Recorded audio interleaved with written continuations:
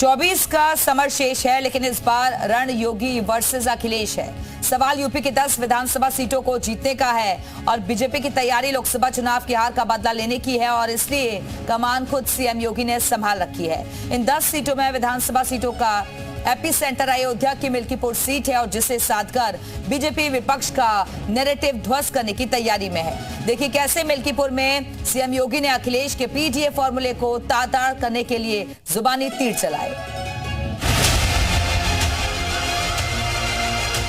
याद रखना, जो बांग्लादेश में हो रहा है वहां 90% जो हिंदू बचा है वह दलित समुदाय से है। ये जो सबके मुंह सिले हुए हैं क्योंकि इनके मालूम है कि बांग्लादेश को हिंदू उनका वोटर नहीं होगा।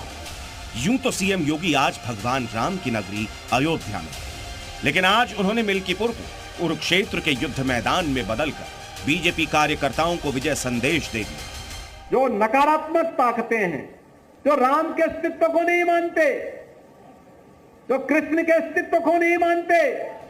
लोकसभा चुनाव में अखिलेश यादव ने जिस पीडीए फॉर्मूले के सहारे साइकिल को 37 तक पहुंचाया, आज अयोध्या पहुंचकर सीएम योगी ने उसी पीडीए को पंचर करने का प्लान लॉन्च कर दिया और पीडीए का संधि विच्छेद कर डी और ए को आमने सामने खड़ा कर दिया। जिन लोगों के मन में ये कोई भाव नहीं कि दुनिया के किसी कोने में कोई हिंदू प्रताड़ित हो रहा है तो उसके प्रति आवाज उठा सके, क्योंकि उसमें भी उन्हें लगता है कि अगर हम आवाज उठाएंगे तो कहीं यहां उनका वोट बैंक न खिसक जाए।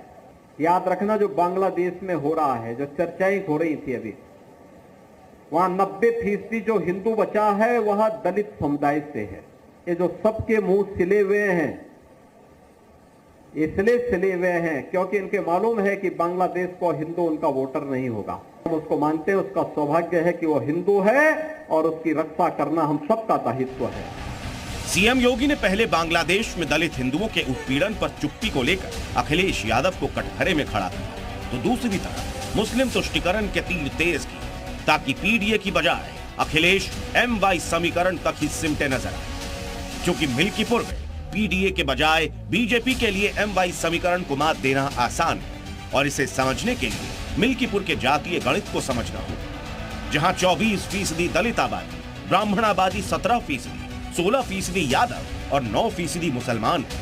अखिलेश का पीडीए फॉर्मूला 50% से ज्यादा वोट साधने की ताकत रखता है और बीजेपी इसकी बानगी लोकसभा चुनाव में देख चुकी है। लिहाजा बीजेपी इस बार निर्णायक दलित वोटर को हिंदुत्व की छतरी में समेटकर पीडीए फॉर्मूले को भेदने की तैयारी में।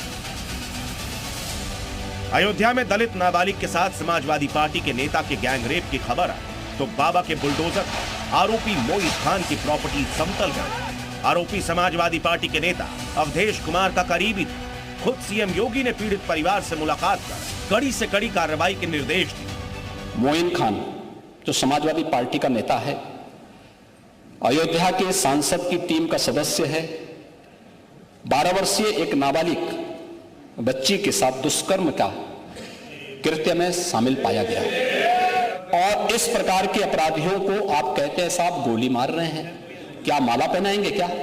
बीजेपी हिंदुत्व और जातीय समीकरण को एक साथ मिलाकर मिल्कीपुर में फिर से बीजेपी का झंडा बुलंद करने की तैयारी में, ताकि अयोध्या में विपक्ष के नैरेटिव को चूर चूर कर दिया जा सके।